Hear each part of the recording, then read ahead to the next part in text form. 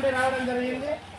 మీ అందరికీ తెలుసమ్మా, ఈ వానాకాలంలో సిట్టడిగా మారి ఈగలు దోమలు ఎక్కువ పుట్టుకొచ్చి మరి దానివల్ల పిల్లలకు పెద్దలకు సర్దులు జ్వరాలు మలేరియా టైఫాయిడ్ డెంగ్యూ చికెన్ గున్యా ఇటువంటి జ్వరాలు వస్తాయి. ఇంట్లో కొరికి వస్తాయి, ఇంకా తర్వాత వరకు వస్తూనే ఉంటాయి. కాబట్టి ఈ జ్వరాల పట్ల కొంచెం జాగ్రత్తగా ఉండాలని మీకు మా కళాకారులు పాటలు పాడి చెప్పడానికి వచ్చినాం.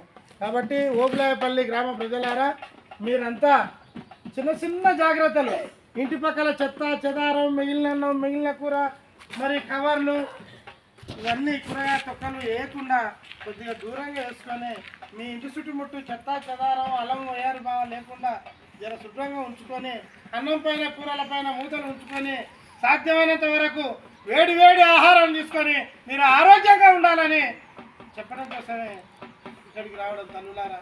కాబట్టి ఇల్లు వాకిలి ఉడిచిన చెత్తను వీధిలోన వెయ్యకుండా,